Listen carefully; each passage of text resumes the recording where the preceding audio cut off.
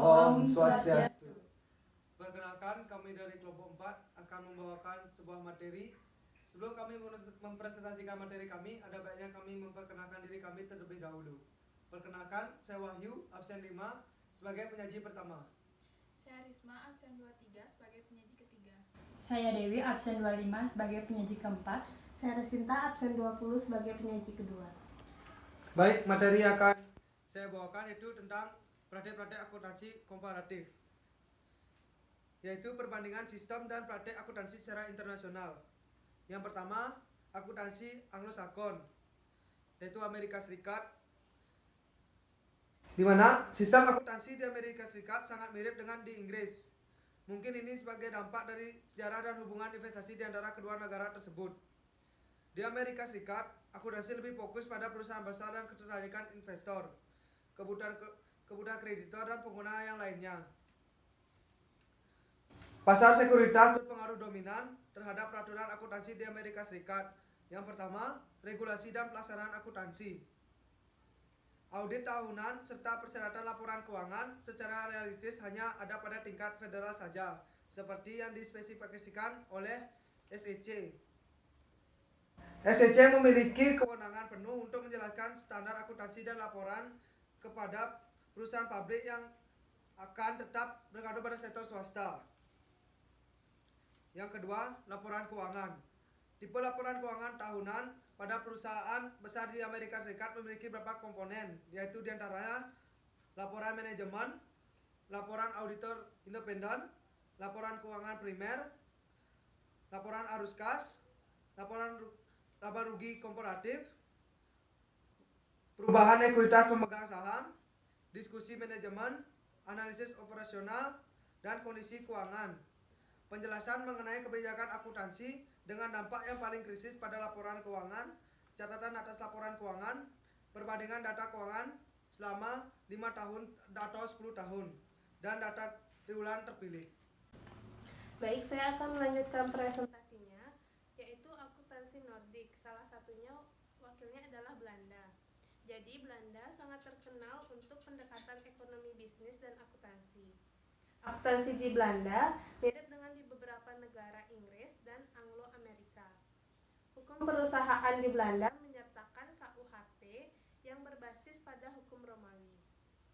Selanjutnya saya akan menjelaskan regulasi dan penegakan aturan akuntansi.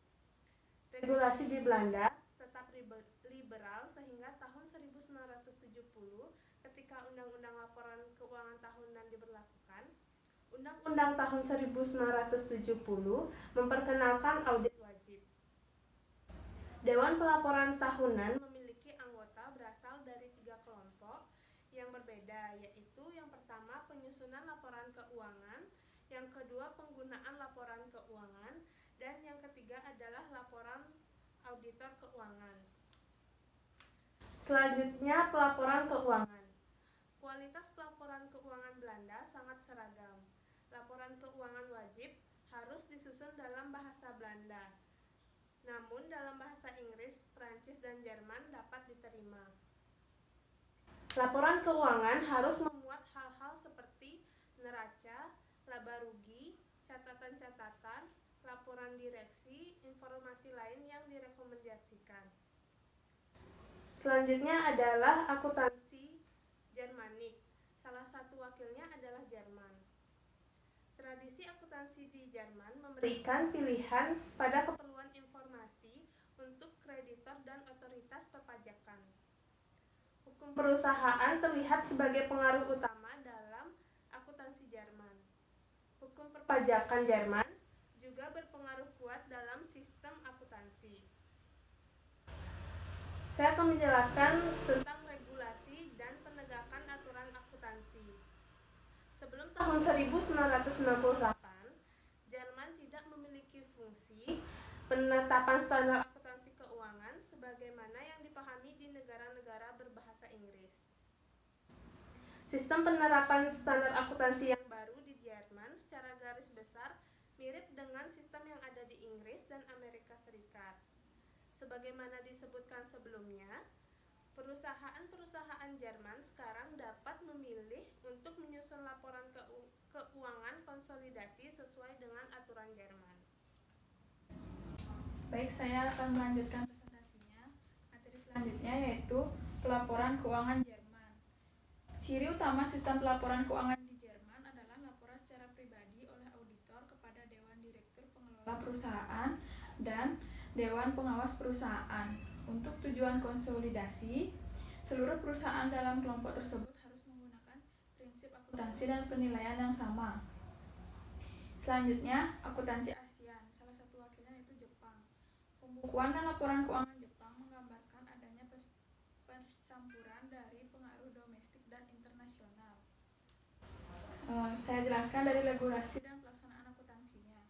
Regulasi akuntansi berdasarkan pada 3 badan hukum, yaitu Undang-Undang Perusahaan atau Company Law, Undang-Undang Pertukaran dan Sekuritas atau Securities and Exchange Law, dan Undang-Undang Pajak Penghasilan Perusahaan atau Corporate Income Tax Law. Ketiga badan hukum tersebut saling berhubungan dan berinteraksi satu sama lain. Standarisasi pembukuan Jepang tidak boleh bertentangan dengan hukum komersial. Selanjutnya, laporan keuangan. Perusahaan yang bergabung di bawah Undang-Undang Perusahaan dibutuhkan untuk mempersiapkan laporan yang berwenang untuk disetujui pada saat rapat para pemegang saham, yang isinya adalah neraca, laporan laba rugi, laporan atas perubahan ekuitas pemegang saham, laporan bisnis, dan jadwal terkait. Berikutnya ada faktor-faktor yang mempengaruhi perbedaan praktik-praktik akuntansi tersebut. Yang pertama, sistem pendanaan. Di negara-negara dengan pasar ekuitas yang kuat seperti Amerika Serikat dan Inggris, akuntansi memiliki fokus atau seberapa baik manajemen menjalankan perusahaan dan dirancang untuk membantu investor menganalisis arus kas masa depan risiko yang terkait. Yang kedua, ada sistem hukum. Sistem hukum menentukan bagaimana individu dan lembaga berinteraksi. Kodifikasi standar dan prosedur akuntansi merupakan hal yang wajar dan sesuai di sana.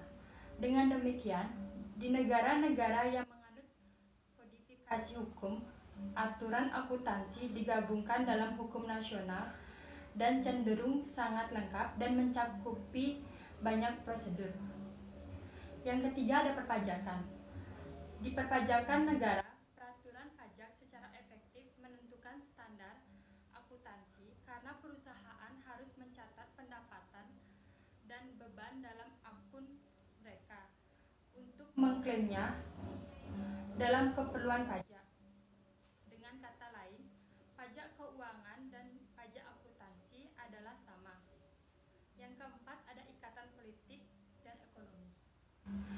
Ide dan teknologi akuntansi dialihkan melalui perdagangan dan kekuatan sejenisnya.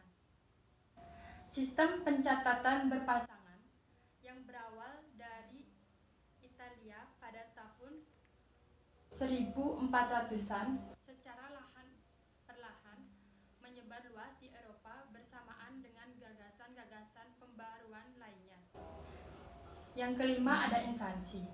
Inflasi mengaburkan biaya historis akuntansi melalui penurunan berlebihan terhadap nilai-nilai aset dan beban-beban terkait. Yang keenam, ada tingkat perkembangan ekonomi. Faktor ini mempengaruhi jenis transaksi usaha yang dilaksanakan dalam suatu perekonomian dan menentukan manakah yang paling utama. Yang ketujuh, ada tingkat pendidikan. Standar dan praktik akuntansi yang sangat rumit akan menjadi tidak berguna jika disalahartikan dan salah gunakan. Sebagai contoh pelaporan teknis yang kompleks mengenai varian, pelaku biaya tidak akan berarti apa-apa. Yang kedelapan, ada budaya. Budaya di sini berarti nilai-nilai dan perilaku yang dibagi oleh suatu masyarakat. Variabel budaya mendasari peraturan kelembagaan di suatu negara. Sekian presentasi yang dapat kami sampaikan. Jika ada salah kata, kami mohon maaf. Kami tutup dengan Paramasanti. Om Santi Santi Santi Om.